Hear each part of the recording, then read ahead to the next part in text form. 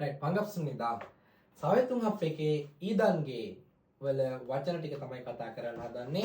2단계 වල පළවෙනි පාඩමට අදාළ වචන ටික මම ඔයාලට පැහැදිලි කරලා තේරුම් කරලා දෙනවා. ඔයා විභාගෙ ලියන්න ඉන්න කෙනෙක් වුණත්, ලියපු කෙනෙක් වුණත්, 2단계 පන්ති යන කෙනෙක් වුණත් ඔයාලට පුළුවන් මේකට අදාළ වචන ටික මේ වීඩියෝ එකෙන්ම මතක තියාගන්න. මේක තමයි පොත. දැන් මම ඔයාලට පොත පෙන්නවා. 21 වෙනි පිටුවේ තියෙනවා වචන ටික. පළවෙනි වචනේ තියෙනවා ඔරේත් යොදා. දැන් ඔයාලට මේ පේන්නේ වචන ටික මම දාන්නම්. ඔරේත් යොදා. ඔරේත් යොදා කියලා කියන්නේ මොකද්ද? ගොඩක් කල් ගත වෙනවා. කල් ගත වෙලා ඔරේත් වෙස්සයෝ. කල් ගත වෙලා පරණයි ඔරේත් වෙස්සයෝ. හොසු. හොසු කියලා කියන පුතා මොකටද? ලේක් එකට කියනවා හොසු කියලා. විලට මෙච්චු කියනවා බියර් වලට. පොක්කුත්. පොක්කුත් කියලා කියනවා හෙට අනිද්දාට මල් පිපෙනව නේද බලන්න යන්න. පොක්කුත්.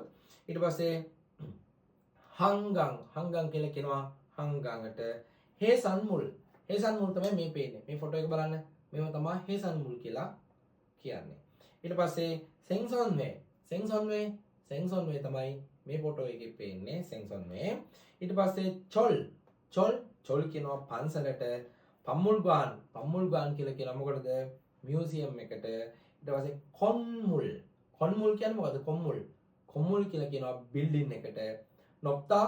නොප්තා කියන්නේ උසයි. මන්තා දන්න වචනනේ ගොඩයි. පොක්චප්පදා. මොකද පොක්චප්පදා කියන්නේ?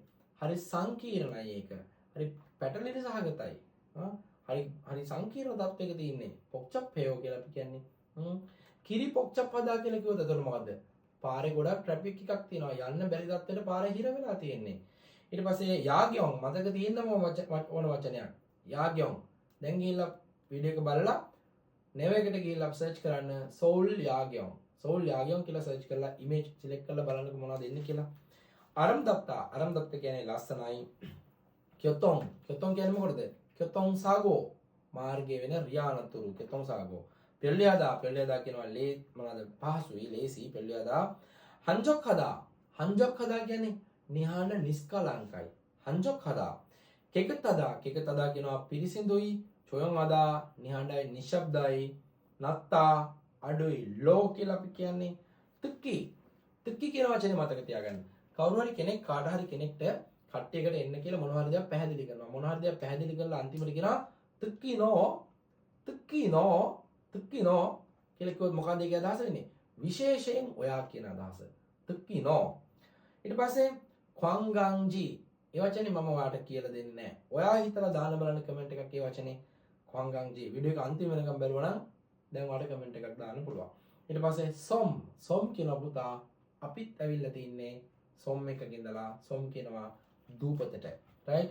follow කරලා notification on කරලා තියාගත්තොත් live එකක් දාන වෙලාවට ඔයාලට live එක සම්බන්ධ වෙන්න පුළුවන්.